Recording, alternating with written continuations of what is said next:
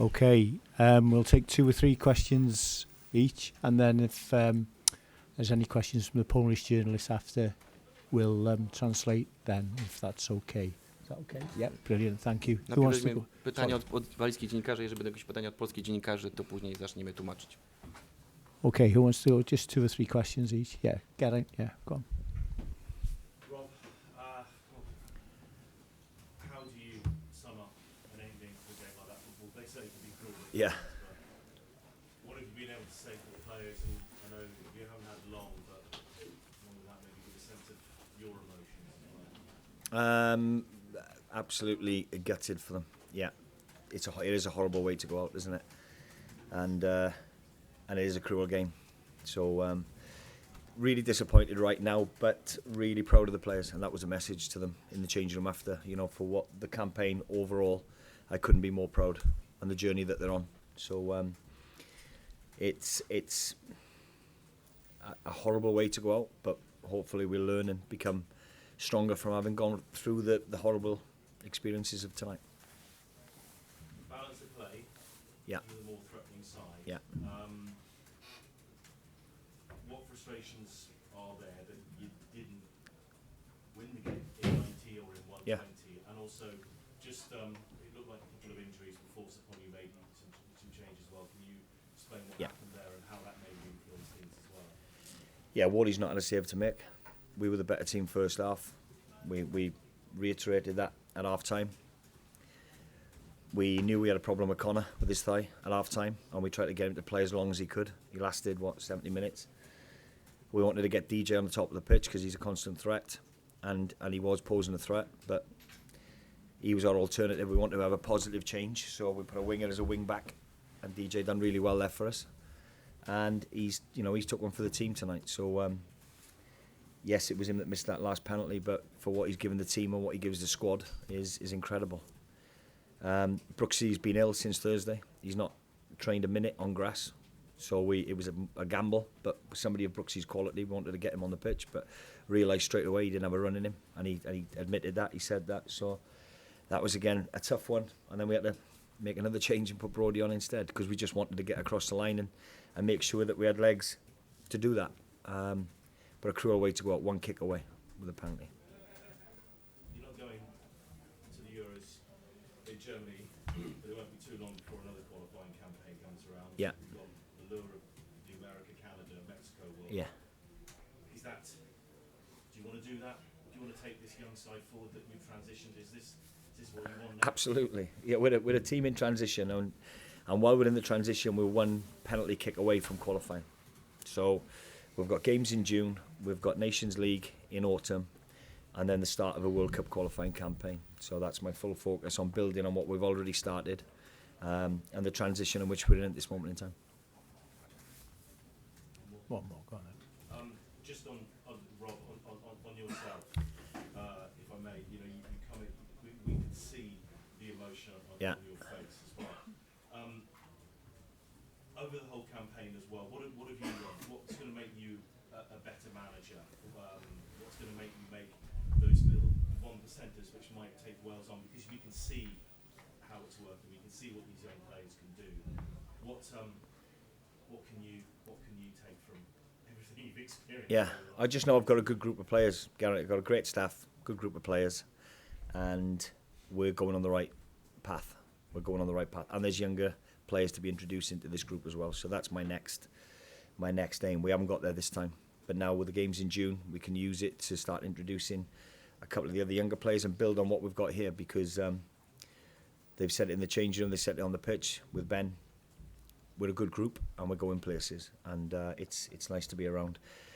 We have learnt lessons. I've learnt lessons from the campaign overall, from the first game in Croatia in March, and if we get our values right, with and without the ball, we're a force to be reckoned with. They're a good team, and we made them look average first half. They've not had a shot on target, so we've earned the right to be here. But we'll be disappointed, but we build on it. Lawrence. Robbie had Aaron on the bench. There was a temptation to sort of bring him on late in that. Yeah, but then you look at who can he come on and replace. We needed the 2 sixes in the middle of the park. We weren't going to take any more gambles, unnecessary risk late on into injury time. So yeah, we made the changes that we thought were going to go on and win us the game.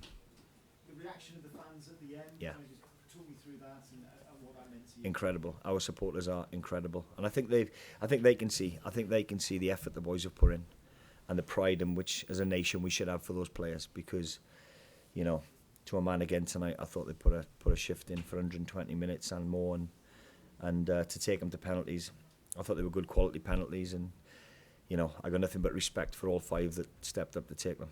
Have you spoken to Dan? Yeah, straight away went on to him. We win and lose together, so we all take responsibility. I got nothing but respect for DJ. He's had to go on and play wing back. He's not a wing back. He's a left winger that plays right side of a 3 for Leeds, or right wing for Leeds. So he's played right wing back. We wanted to make a positive change. We didn't want to put a defender on. We wanted to try to go and win the game in the 90 minutes. And I got nothing but respect for him. Neil. Yeah. Rob, can you just expand on why it is that you think that there are such good times ahead? Is it the age profile? Is it the quality? Is it the experience? Or is it a combination of all those things? Combination of all. I think there's youth now coming into it. There's JJ will have learnt a lot from that experience tonight, so that'll hold him in good stead. So he'll be another Ethan Ampadu, you know, with cap accumulation, 50 odd caps by the time he's 23, no doubt. So having gone through those experiences tonight will make them bigger and better in the future. And, you know, so the age of the group is different to what we've had before, and they're a hungry group. So they are really disappointed. They're low, as you can imagine, inside, and that says a lot about how far we've come. Satish. First of all, commiserations. What do you see as the way forward for you now? It's obviously very difficult with what's happened, but how do you see Wales progressing from here? We'll build on what we've done in this campaign. 1 penalty kick away from qualification. Expectations goes up because of the success that we've had. Qualification for a Euros, then a World Cup. 1 penalty kick away from another Euros. We're in the transition period without some of the senior players that helped us achieve those Euros and World Cup qualification. So to be where we are right now is pleasing for me. We're, you know, 1 penalty kick away from a qualification. So we just continue to add youth and competition for places and build on how we're playing at the minute. And the supporters showed they bought into that again tonight. They see what we're trying to do. It's about as cruel a way as is Yeah. possible to not go to a major competition. Yeah. Do you think there is a better way to separate teams? I'm going to say not penalties. I'm going to say not penalties at this moment in time. I don't know. That's for the powers that be above to make those decisions. You know, it was penalties, and other teams have gone out prior to us in losing on penalties, and it's a bitter pill to swallow. But we pick ourselves up, and you know, we go again in the summer. Okay. Rob, your enthusiasm to carry on Yeah. is clear. There's been speculation about your future in the past. Have you had assurances that you will be able to take Wales into the World Cup campaign? Well, look, I've got a great relationship with Dave Adams, the technical director. We've had our issues in the past, haven't we? It's been well documented, and everything's fine. Everything's great. So I think they appreciate the board, the chief exec, the president. I think they see the journey we're on and what we're trying to do in 12 months, from retirement to senior players to introducing some younger players and being 1 kick away from a qualification. I think they see the work we're doing, and the supporters do. So once the dust is settled, nothing changes for you, really? Nope. Yeah, gentleman at the back. Rob, Kevin Sports here. Firstly, commiserations. Everybody's team tonight. Just taking a look at the squad from the under-21s against Lithuania last Friday. Yeah. 2 standouts, Rumours and Lewis Rumours. Will they figure in your plans in the future? Matty Jones has spoken regularly about developing a constant pathway from the under-21s into the full squad. Will those 2 be in your plans for the forthcoming World Cup campaign, Rob? Yeah, they're 2 of many that we've got in the under-21s that are doing really well, and at the right time, like we have with JJ and with Ruben. We brought him up, we put him back down with the 21s, as will Luke Harris. We'll pick the right time to bring him up. It's not, you know, set in stone. We're not going to say, well, once you come up, you stay with us. They've got to earn the right to play in that team, and we'll continue to monitor them. I'm keen to get as many young, good players up to that first team as possible, but it's got to be done in the right way.